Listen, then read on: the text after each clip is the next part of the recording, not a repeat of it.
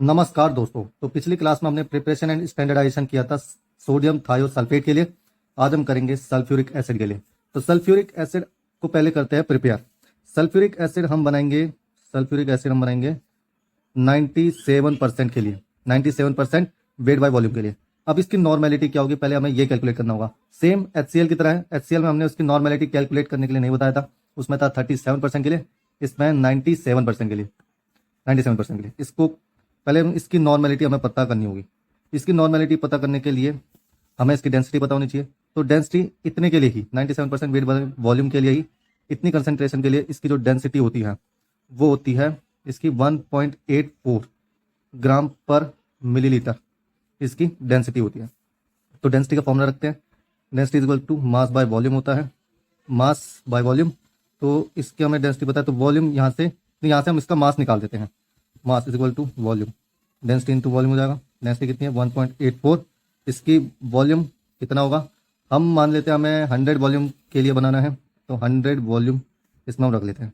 तो ये 2 zero cut गया, तो 184 इसका मास आ जाएगा। यानी कि इतने कंसंट्रेशन में 184 ग्राम इसका मास है। लेकिन इसमें एक्चुअल अमाउंट सल्फ्यूरिक एसिड का कितना परसेंट है? एक्चुअल अमाउंट सल्फ्यूरिक एसिड का सॉलिड फॉर्म में होता है। भाई देखो, सल्फ्यूरिक एसिड सॉलिड फॉर्म में भी पाया जाता है। जब इसको लेस देन 10 डिग्री सेल्सियस पर हम टेम्परेचर लेके आएंगे तो वो सॉलिड फॉर्म में एग्जिस्ट करने लगेगा। मोनोक्लिनिक कलरलेस क्रिस्टल्स होते हैं इसके सॉलिड फॉर्म में। ये तो अब हमें इसका एक्चुअल मास निकालना है, ACM यानी कि एक्चुअल मास हमें निकालना है। यानी कि अभी इसमें कितना मास प्रेजेंट है 184 ग्राम, और हमें किस में निकालना है 97% में। 97% यानी कि अपॉन 100। इसको अगर हम कैलकुलेट करेंगे तो लगभग हमारा आ जाएगा 178.4 के समथिंग इतना आएगा। तो अप्रोक्स में इतना ग्राम इसमें एक्चुअल मास प्रेजेंट है। एक्चुअल मास इतना प्रेजेंट है, 97% कंसंट्रेशन में इतना एक्चुअल मास प्रेजेंट है। अब हमें इसमें निकालना, अब हमें इसमें फॉर्मूला लगाना है एन, यानी normality is equal to given mass upon में मॉलिक्यूलर मास इंटू में volume of solution in litre into में ये होगा तुम्हारा एक्स फैक्टर। ठीक, नॉर्मेलिटी नहीं पता, मास कितना जो एक्चुअल वाला है 178.4 इंटू ये एक्स फैक्टर कितना आएगा, ये एक्स फैक्टर है कितना आएगा 2 H प्लस आयन रिलीज करेगा एसिड के केस में, तो 2 इसका एच फैक्टर हो गया। एक्स फैक्टर मॉलिक्यूलर मास कितना है 98 ग्राम पर मोल इसका मॉलिक्यूलर मास होता है। वॉल्यूम कितने के लिए निकालना है हमें 100 ml के लिए निकालना है। तो हमारा आ जाएगा इसमें आंसर। अगर इसको हम लगभग कैलकुलेट करेंगे तो 36.42 नॉर्मेलिटी इसमें आ जाएगी। लगभग कैलकुलेट करके इतनी नॉर्मेलिटी आ जाएगी। ये हमारा नॉर्मेलिटी निकल के आ गई किसके लिए 97% weight by volume of HCl के लिए आ गई हमारी नॉर्मेलिटी कितनी 36.42 नॉर्मल हमारी नॉर्मेलिटी आ गई।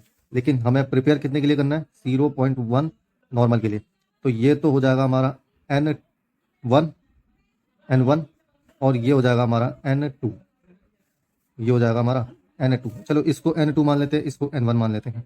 ठीक, तो N1 V1 is equal to N2 V2 वाला फॉर्मूला लगाते हैं। N1 कितना है, N1 हमारा ये है 36.42। इसके लिए हमें वॉल्यूम कितना लेना पड़ेगा ये हमें नहीं पता, तो वॉल्यूम V मानते हैं। N2 कितना है 0.1 नॉर्मल के लिए हमें बनाना है और 100 ml के लिए बनाना है। तो ये आ जाएगा अपना 0.1 इंटू 100 अपॉन में 36.42। ये 1 जीरो से 1 जीरो कट जाएगा, ये 10 ऊपर 36.42 इधर आ गया। अब यहाँ पर हमारा कैलकुलेट करके आ जाएगा वॉल्यूम 2 जो भी हमें लेना है 0.2747 मिलीलीटर आ जाएगा। अप्रॉक्स में इतना आ सकता है। अब इसको करीब राउंड ऑफ करके 0.28 ml मान लेते हैं। अब हम कंसनट्रेटेड सल्फ्यूरिक एसिड है वो हम 0.28 ml लेंगे, उसमें ऐड कर देंगे हम 100 ml वाटर को, और मिक्स करने के बाद हमारे पास बन के आ जाएगा सल्फ्यूरिक एसिड का प्रिपरेशन हो गया 0.1 नॉर्मल के लिए। अब हमें देखना है कि ये स्टैंडर्ड इतना है या नहीं, यानी कि 0.1 नॉर्मल है या नहीं, ये हमें चेक करना है। तो इसको चेक करने के लिए हम इस सल्फ्यूरिक एसिड को भर देंगे ब्यूरेट में, कितना भरा है हमने, इसको हम ब्यूरेट में भर देंगे। यहाँ पे हमने क्या लिया H2SO4 कितना लिया है 0.28 ml, और H2O कितना ml 100 ml लिया है। तो इस पूरे को हमने भर दिया है इसमें, कहाँ तक 0 तक, नीचे 50 होता है, ब्यूरेट में भर दिया। और अब हमें चाहिए होगा प्राइमरी स्टैंडर्ड। प्राइमरी स्टैंडर्ड इसमें हम लेंगे सोडियम कार्बोनेट। सोडियम कार्बोनेट का प्रिपरेशन हमने पहले ही सिखा दिया था HCl वाले में ही। HCl को जब स्टैंडर्डाइज किया था तो उसमें भी हमने प्राइमरी स्टैंडर्ड सोडियम कार्बोनेट लिया था, तो इस बार भी हम सोडियम कार्बोनेट लेंगे। और प्रिपेयर हमने पहले कर लिया था, हमारा आ गया था 0.53 ग्राम सोडियम कार्बोनेट लेंगे और उसको डिजोल्व कर देंगे 100 ml वाटर में। 100 ml वाटर में डिजोल्व करने के बाद इसमें अब हम इंडिकेटर ऐड करेंगे। अब हमें इंडिकेटर की आवश्यकता होगी, तो इसमें हम इंडिकेटर डालेंगे मिथाइल ऑरेंज। क्या डालेंगे? Methyl orange. इसी में मिथाइल ऑरेंज हम इसमें डाल देंगे। इसी में orange, ORANGE, methyl orange add कर देंगे।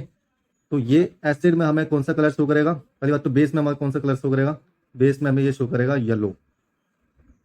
और जब इसमें एसिडिक बढ़ता जाएगा एनवायरमेंट, तब ये येलो से कन्वर्ट हो जाएगा रेड में, क्योंकि ये मिथाइल ऑरेंज जो इंडिकेटर है वो एसिड में कौन सा शो करेगा? रेड कलर शो करेगा। क्योंकि ड्रॉप बाय ड्रॉप जब हम डालते जाएंगे तो बेसिक नेचर यानी सोडियम कार्बोनेट खत्म होता जाएगा, क्योंकि H2SO4 यानी सल्फ्यूरिक एसिड इसको न्यूट्रलाइज करता जाएगा। बेसिक एनवायरमेंट खत्म, न्यूट्रलाइज होने के बाद जितना ये खत्म हो गया। अब यहाँ पे एसिड आना शुरू कर जाएगा और एनवायरमेंट हमारा एसिडिक बनता जाएगा और कलर हमारा रेड आ जाएगा। अब नेक्स्ट कंपाउंड आता है हमारा ceric ammonium sulphate. Ceric ammonium sulphate को प्रिपरेशन और स्टैंडर्डाइज करते हैं। पहले सेरिक अमोनियम सल्फेट को करेंगे प्रिपेयर। इसका मॉलिक्यूलर फॉर्मूला होता है ये, इसको प्रिपेयर करते हैं। इसमें 50 ग्राम सेरिक अमोनियम सल्फेट लेना है। सेरिक अमोनियम सल्फेट लेना है 50 ग्राम और उसको डिजोल्व कर देना है, यानी कि पहले इसमें फिर से ऐड कर देना है 30 ml सल्फ्यूरिक एसिड को और 500 ml डिस्टिल्ड वाटर को डिस्टिल्ड वाटर को ऐड कर देना है। कर दिया। फिर इसके बाद इन सबको करना है हमें डिजोल्व करने के बाद इसको फिर हम करेंगे हीट। उसके बाद इसको हम करेंगे हीट और हीट करने के बाद फिर इसको हम करेंगे कूल करने के बाद इसको हम करेंगे फिल्टर और फिल्टर करने के बाद इसमें हम वॉल्यूम मेकअप करने के लिए वाटर को ऐड करेंगे। जो भी हमारा फिल्टर करने के बाद जो हमारे पास फिल्ट्रेट बचेगा उसमें फिर हम ऐड करेंगे वाटर को। कब तक? जब तक 1000 ml सॉल्यूशन हमारा बनके तैयार ना हो जाए तब तक। 1000 ml, ये ml है ना, 1000 ml वॉल्यूम को मेक करेंगे। बनाएंगे बाय एडिंग वाटर ऐड करके हम 1000 ml वॉल्यूम मेक कर देंगे। यानी कि हमने ये सॉल्यूशन सेरिक अमोनियम सल्फेट का 1000 ml के लिए बनाया, यानी 1 लीटर के लिए बनाया। ठीक है, तो ये प्रिपेयर हो गया हमारा सेरिक अमोनियम सल्फेट। पर हमारे पास स्टैंडर्डाइज करने के लिए होगा सोडियम हाइड्रोक्साइड। अब बोलेंगे सोडियम हाइड्रोक्साइड तो सेकेंडरी स्टैंडर्ड है, तो कैसे ये स्टैंडर्डाइज करेगा? तो क्योंकि ये सेकेंडरी स्टैंडर्ड है तो पहले से हम इसको स्टैंडर्डाइज करके रखेंगे और यानी कि इसकी 8% वेट बाय वॉल्यूम हमें बनाना है, तो इसकी स्ट्रेंथ 8% वेट बाय वॉल्यूम के बराबर ही होगी, क्योंकि हमने स्टैंडर्डाइज कर दिया है। तो पहले इसको प्रिपेयर करते हैं। सोडियम हाइड्रोक्साइड को प्रिपेयर करते हैं कितना? 8% वाला, यानी 8 ग्राम सोडियम हाइड्रोक्साइड लेंगे, उसको डिजोल्व कर देंगे 100 ml वाटर में। डिजोल्व करने के बाद ये हमारे पास बन गया सोडियम हाइड्रोक्साइड। ठीक, अब हमें बाकी सॉल्यूशन को प्रिपेयर करना होगा, जैसे ऑस्मिक एसिड को प्रिपेयर करते हैं। वही इसको भी ऐसे प्रिपेयर करेंगे। 1 ग्राम ऑस्मिक एसिड को लेंगे और डिजोल्व कर देंगे 100 ml वाटर में। 100 ml वाटर में डिजोल्व कर देंगे। 100 ml वाटर में डिजोल्व कर देंगे। फिर प्रिपेयर करते हैं सल्फ्यूरिक एसिड को। ये दोनों जो सॉल्यूशन है, ऑस्मिक एसिड और सल्फ्यूरिक एसिड, ये दोनों सॉल्यूशन को यानी मीडियम को एसिडिक बनाए रखेंगे।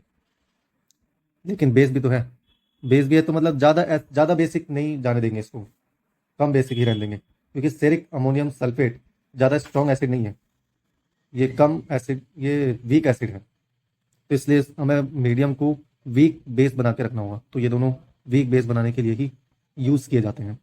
सल्फ्यूरिक एसिड को प्रिपेयर करते हैं। सल्फ्यूरिक एसिड को प्रिपेयर किया जाएगा कैसे?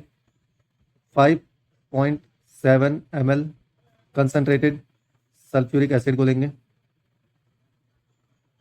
कितना? 5.7 ml कंसनट्रिक H2SO4 लेंगे, यानी सल्फ्यूरिक एसिड लेंगे। और इसको मिक्स कर देंगे 1000 ml वाटर में, 1000 ml वाटर में डिजोल्व कर देंगे, मिक्स कर देंगे। ठीक है, ये भी हमारा वॉल्यूम बन गया है 1 लीटर के लिए। 5.7 मिलीलीटर कंसंट्रिक सल्फ्यूरिक एसिड को डिजोल्व कर देंगे 1 लीटर पानी में। अब प्रिपेयर करते हैं, ऑस्मिक एसिड भी प्रिपेयर हो गया, सल्फ्यूरिक एसिड भी प्रिपेयर हो गया। अब ferroin sulphate as a indicator होगा। Ferroin sulphate as a indicator होगा। फेरोइन सल्फेट को कैसे प्रिपेयर करेंगे? 0.7 ग्राम फेरोइन सल्फेट लेंगे, short form ferroin sulphate 0.7 gram लेंगे, और इसमें 1.5 ग्राम फिनेंथ्रालीन को ऐड कर देंगे। 1.5 ग्राम फिनेंथ्रालीन हाइड्रोक्लोराइड को ऐड कर देंगे। फिर इसके बाद इस पूरे सॉल्यूशन को 100 ml वाली वॉल्यूमेट्रिक फ्लास्क में डालेंगे, और 100 ml वाली वॉल्यूमेट्रिक फ्लास्क में पहले से ही 70 ml डिस्टिल्ड वाटर प्रेजेंट है। तो ऐसा कह सकते हैं कि हमने 70 ml डिस्टिल्ड वाटर इस सॉल्यूशन में ऐड कर दिया है। ठीक है, कर दिया। फिर इसके बाद हम इसको कर देंगे शेक करने के बाद फिर इसमें हम वॉल्यूम मेकअप करेंगे, वॉल्यूम बनाएंगे। वॉल्यूम मेकअप करेंगे कब तक? 100 ml तक। वॉल्यूम मेकअप नहीं कह सकते वैसे इसको, हमने इसमें डाइल्यूट कर दिया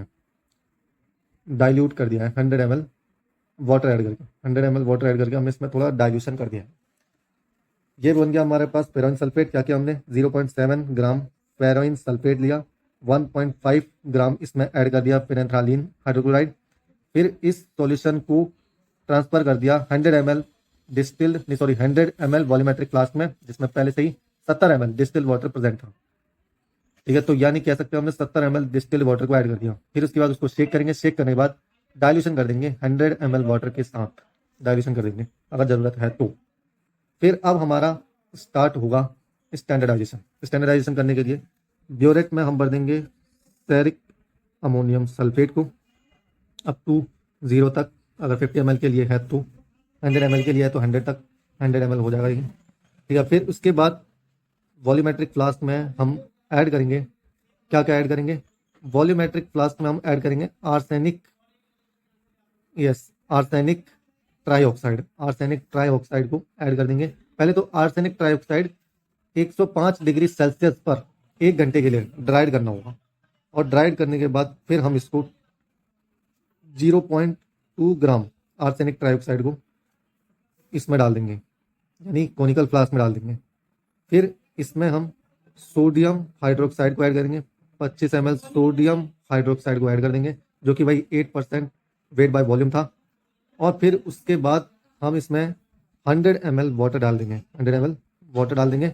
और 100 ml वाटर डालने के बाद इसमें हम 30 ml सल्फ्यूरिक एसिड और 0.15 ml ऑस्मिक एसिड को ऐड कर देंगे, ऑस्मिक एसिड सॉल्यूशन को ऐड कर देंगे। और साथों साथ इसमें हम ऐड कर देंगे फेरोइन सल्फेट को। फेरोइन सल्फेट जो हमने 1 ml बनाया था वही इसमें हम डाल देंगे कोनिकल फ्लास्क में।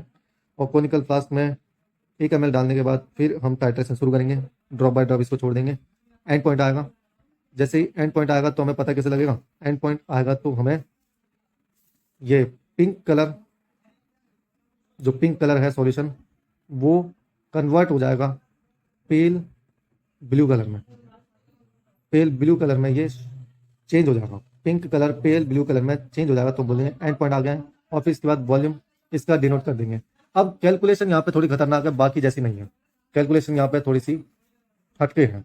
कैलकुलेशन में हम क्या करेंगे, देखो ध्यान रखना, तो 0.1 मोलर स्टेरिक अमोनियम सल्फेट है, ये इक्विवेलेंट होता है किसके? 0.00496 ग्राम के लिए इक्विवेलेंट होता है, या कह सकते हैं 4.946 मिलीग्राम आर्सेनिक ट्राईऑक्साइड के इक्विवेलेंट है।